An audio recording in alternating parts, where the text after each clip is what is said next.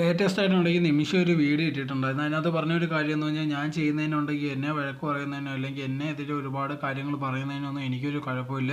പക്ഷേ തൻ്റെ വീട്ടുകാരെ കുറിച്ചും തൻ്റെ മക്കളെ കുറിച്ചുള്ള ഒരുപാട് കാര്യങ്ങളൊക്കെ വേണ്ടാത്ത രീതിയിൽ പറയുന്നുണ്ട്. അതിൻ്റെ ഒന്നും ആവശ്യമില്ലെന്നുള്ള രീതിയിലൊക്കെയായിരുന്നു പറഞ്ഞിട്ടുണ്ടായിരുന്നത്.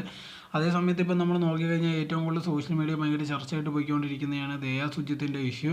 സോ ഒരുപാട് പേരുണ്ട് ഈ ദയാ സുജിത്തിനെ സപ്പോർട്ട് ചെയ്ത് രംഗത്ത് വന്നിട്ടുണ്ടായിരുന്നു. അതിനെക്കുറിച്ചും ഉണ്ടെങ്കിൽ നിമിഷം ഇതേ കണക്ക് പറയുന്നുണ്ട്. ഒരുപാട് പേരുണ്ട് ഈ ദയ ചെയ്തപ്പോൾ ഉണ്ടെങ്കിൽ ഭയങ്കര സപ്പോർട്ടും കാര്യങ്ങളൊക്കെ ആയിരുന്നു. അവരിങ്ങനെ അല്ലേ ഇത് കണക്ക് ഡിസൈനൊക്കെ ചെയ്യുന്നുണ്ട്, മോഡലാണെന്നുള്ള രീതിയൊക്കെ പറഞ്ഞ് ഭയങ്കര സപ്പോർട്ടും കാര്യങ്ങളുമാണ്. പക്ഷേ അതേ കാര്യം ഞാൻ ചെയ്തപ്പോഴത്തേക്കുണ്ടെങ്കിൽ എന്നെ ആരും സപ്പോർട്ട് ചെയ്യാനൊന്നുമില്ല, ഞാനുണ്ടെങ്കിൽ അങ്ങനെ കൊള്ളത്തില്ല, ഇങ്ങനത്തുള്ള കാര്യങ്ങൾ ചെയ്താൽ സൊസൈറ്റിക്ക് പ്രശ്നമെന്നുള്ള രീതിയിലൊക്കെ ഒരുപാട് കാര്യങ്ങൾ പറയുന്നുണ്ട്. അതൊന്നും ശരിയല്ല. ഇപ്പോൾ ദയ ചെയ്യുമ്പോഴത്തേക്ക് സൊസൈറ്റിക്ക് ഒരു കുഴപ്പമില്ല, അത് മോഡലൊക്കെയാണ് അല്ലെങ്കിൽ അവരുടെ ഇഷ്ടത്തിനാണ് അത് ചെയ്യുന്നത്, അതിനുള്ള അവകാശം ഉണ്ടെന്നൊക്കെ പറയുമ്പോഴത്തേക്ക് അതിന് കുഴപ്പമില്ലെങ്കിൽ ഞാൻ ചെയ്യുമ്പോഴത്തേക്ക് ഉണ്ടെങ്കിൽ അതേ കണക്കുള്ള കാര്യങ്ങൾ പറയാൻ പാടില്ല. അതോടെ തന്നെ ദയയെ നിങ്ങൾ ഒരുപാട് പേര് സപ്പോർട്ട് ചെയ്യുന്നതായിട്ട് ഞാൻ കണ്ടിട്ടുണ്ടായിരുന്നു. സോ അതുകൊണ്ട് തന്നെ എന്നെ നിങ്ങൾ സപ്പോർട്ട് ചെയ്യണമെന്നുള്ള രീതിയിലായിരുന്നു നിമിഷ പറഞ്ഞിട്ടുണ്ടായിരുന്നത്.